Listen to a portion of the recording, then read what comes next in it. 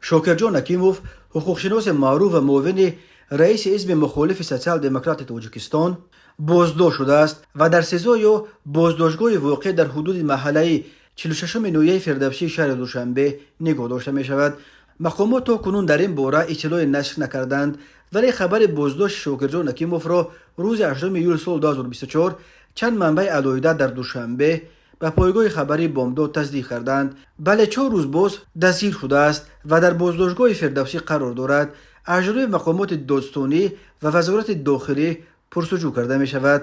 تصدیق کرد این معلومات را یک منبع نزدیک به مقامات حفظ حقوق تاجیکستان. اما او درباره با چه اتهام بازداشت شدن این سیاستمدار مخالف اظهار بی‌خبری کرد. نزدیکان شوکرجان حکیموف نیز خبر بازداشت او را تصدیق کردند، ولی آنها هم درباره مشخصا به چه عیبدار شدن او اظهار بی‌خبری میکنند.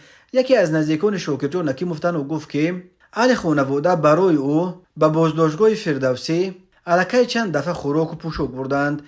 در این مسئله یعنی دادن خوراک و پوشاک به شوکرجان مقامات یگان ممانعت نمی کنند، ولی او را تا حال از نزدیک به اهل خانواده نشان ندادند.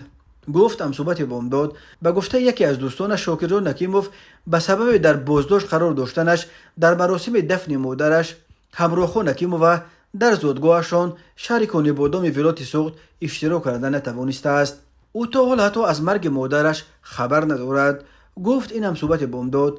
همراهان حکیموف و مادر شوکرجان حکیموف روز 16 ایول در سن 86 وفات کرد و او را عصر همان روز در قبرستان تنگک شهر کنیبادام نماز جنازه و دفن کردند. شوکرجان حکیموف از سیاست حکومت کنونی تاجیکستان همیشه انتقاد میکرد و نظرش را پیرامون مسائل مختلف در رسانه‌ها آشکار میگفت. او چند دفعه برای کرسی وکیل پارلمان از زادگاهش شهر کنیبادام نامزدیش را پیشبری کرد ولی نگذاشت. شوکرجان حکیموف مقامات را عیبدار میکرد که برای تقلب آوازها مانع پیروزی نامزدهای مخالف در انتخابات میشوند. بازداشت او در حال صورت گرفت که از 12 میلیون سال جاری به این طرف در دوشنبه در پی بازداشت وکیل پارلمان و رئیس سابق حزب دموکرات تاجیکستان سید جعفر عثمانزاده با اتهام غصب حاکمیت 10 تن از سیاستمداران و منصبداران در گذشته بلندپایه بازجویی شده.